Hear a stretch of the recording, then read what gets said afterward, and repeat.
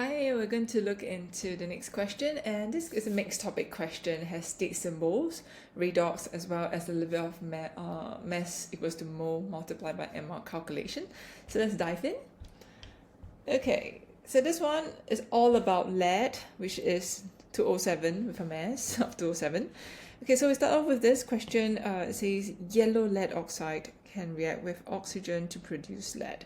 So giving you a context, and they ask you to add a missing state symbol. Now, they already mentioned state symbols here, but there will still be students who try to balance this equation. So take note of this. Okay, so hydrogen, H2 over here is a gas. Okay, there are a few common gases that you need to know. Common gases, it would include oxygen, carbon dioxide, ammonia, methane, CH4. All these are gases, okay? To produce lead, now lead itself, okay, which is this, okay, is a metal, and you will be able to identify using the periodic table because the metals are found on the left-hand side of the periodic table. And finally, it will be H2O. So H2O, because they didn't give you a context of whether this is steam or water, so both liquid and gas are accepted. Okay, if they do mention steam is produced, then you can only put G. Okay, so that's one mark there. Next question is, what is the charge of lead ion in PbO? Okay, so to work this backwards, okay, you don't know what's Pb, but you would know what is O, isn't it? Okay, so you don't know Pb, but O would actually be our 2- because it's from group 6. So that means our Pb here would have to be 2+. Why is that so? Because the ratio is 1:1. So even if you crisscross Pb2O2, you will still need to simplify it to PbO. So the only way to work backwards and identify the charge of this Pb ion here will be 2+. So the answer is D. Okay, next, part 3. Explain why the reaction of yellow lead oxide with hydrogen is a redox reaction. So redox here refers to both oxidation and reduction. Reduction and oxidation. So you will need to mention which substance is reduced and which one is oxidized, okay? So if you look at the equation at the top, which is this equation over here at the top, feels very messy here. What should I do? Okay, I'm going to clear away some stuff. Oops, yeah, take away everything. Okay, I'm just going to look into PbO first.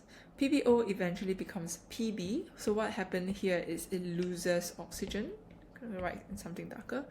Lose oxygen. So that would be reduction, as you can see from over here. Okay, lead oxide is reduced, and then what happens for the other substance, which is H2? H2 becomes H2O. You can see there's a gain of oxygen, isn't it? So this gain of oxygen here is oxidation. Okay, so you don't need to explain what happens to the oxygen here, but you need to mention which one is reduced and which one is oxidized. Okay, so that's part 3. Part 4, describe a physical test. Take note here is physical. So again, like if you're like me, you get distracted very easily. Underline the keywords to help you focus. Okay, so you want the physical test to show that the water produced is pure. So a physical test will include either boiling or freezing, anything to do with its change in state.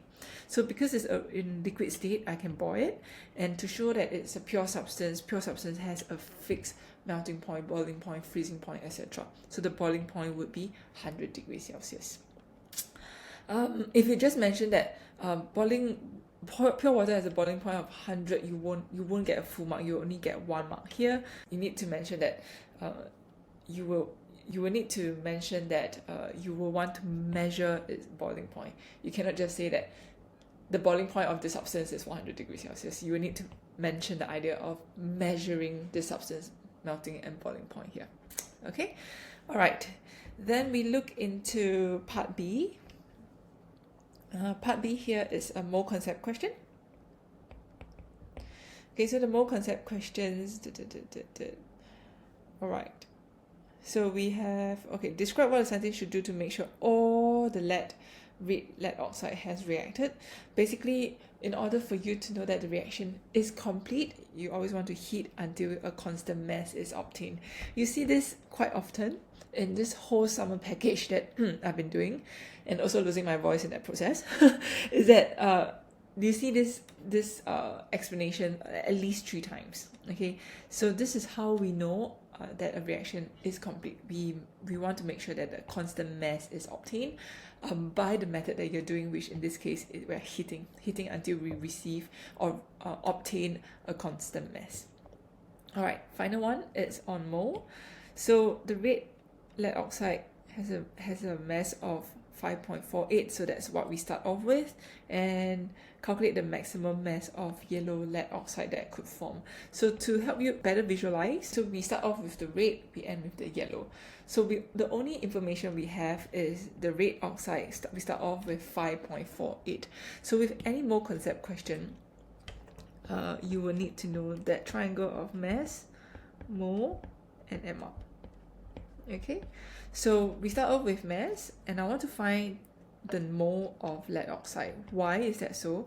Because we can only compare by mole. We cannot compare by mass. Okay, so I want to find out what's the mole. So in order for me to find out the mole, I need to use mass divided by MR. In this case, the mass is 5.48 divided by the MR, which has been nicely provided in the question. And I'll get this very nice number of 0.008 mole of lead, basically the red color lead. Okay, then I need to use the ratio. Now based on this ratio, you can see it's the number right in front of the balance equation is what we know as stoichiometry, is 2:6. So if you simplify it, it is 1:3. Basically what it means is, so when I have 1 mole of red, I will produce 3 mole of yellow. So if I have got 0.008 mole of the red, I will have 3 times that number.